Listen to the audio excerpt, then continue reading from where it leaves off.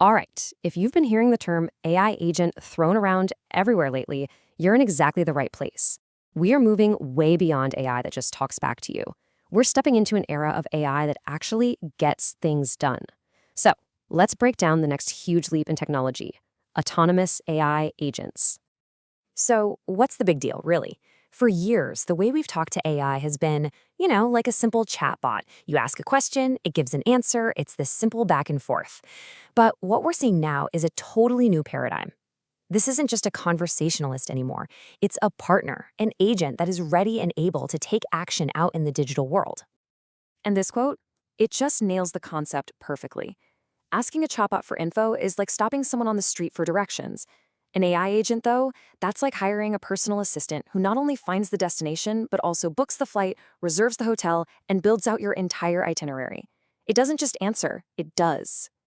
And that right there is the fundamental shift. We are witnessing a massive leap from a passive Q&A model to active, multi-step task execution.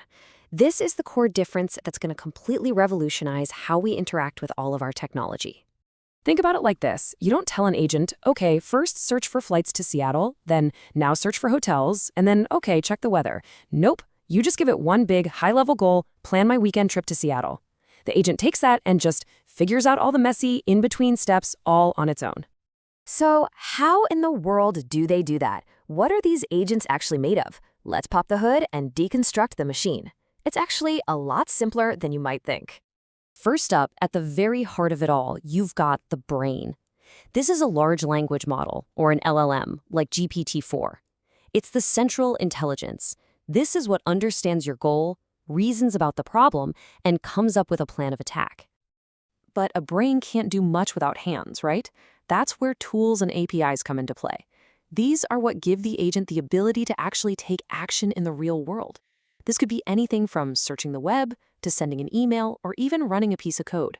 This is how the brain's plan becomes reality. And finally, for any task that's even a little bit complex, an agent needs memory.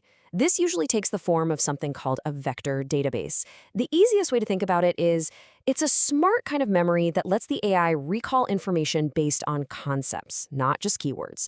This gives it long-term context, so it can learn from what it did before, avoid making the same mistakes twice, and handle really long, complicated tasks. So when you put it all together, you can see how it creates this dynamic, intelligent cycle.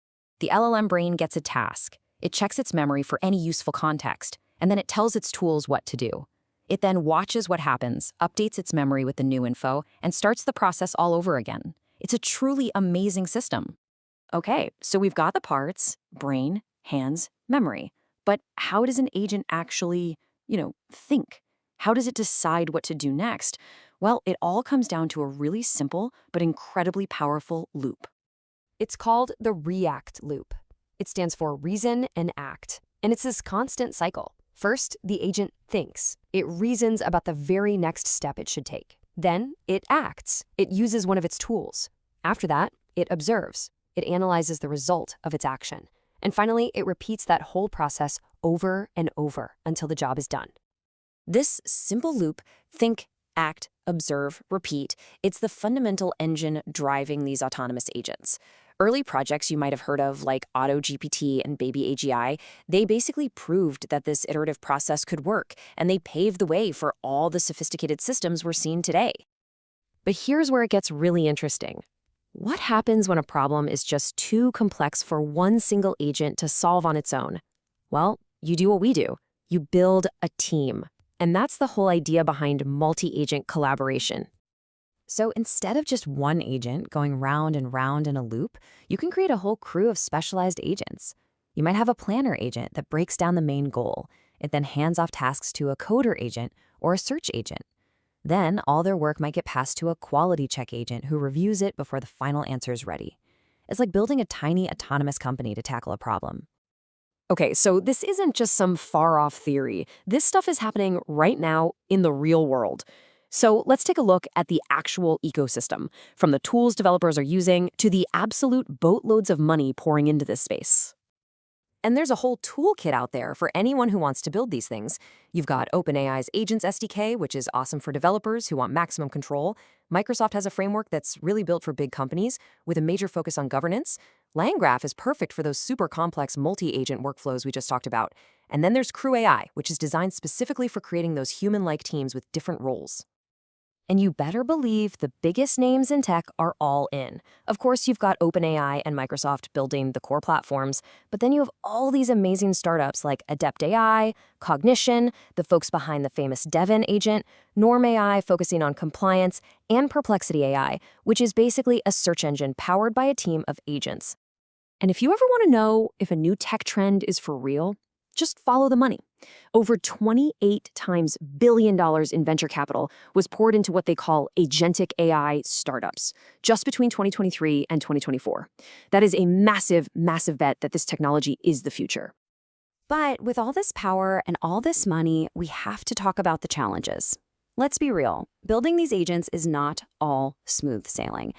There are some pretty significant technical and, frankly, ethical hurdles we've got to figure out if we're going to do this responsibly. And the challenges really boil down to 4 main areas. First, hallucination. That's when the AI just makes stuff up. Then there's security, because these agents can use real tools. Then privacy, because they're handling our data. And finally, just overall reliability, making sure they actually do what we want them to do every single time. So let's start with the biggest one, the number one barrier to getting these things everywhere, reliability. I mean, it's one thing for a chatbot to get a historical fact wrong. It is a completely different, much scarier thing for an autonomous agent to take the wrong action based on that false information. How do we stop that from happening? And that leads to an even tougher question. When an agent that has permission to send emails or spend money or change a system, what happens when it makes a critical mistake? Who's liable? Is it you, the user? The developer who built it? The company that owns the LLM? This is a huge legal and ethical gray area right now. So, because of these huge risks, the solution for now is pretty clear. Keep a human in the loop. Truly set it and forget it autonomous agents are still super rare in the real world. Instead, what you see are human approval checkpoints built in for any critical decision, which gives you a much-needed safety net and, a basic sanity check. But look, despite all these challenges, the progress here is just undeniable.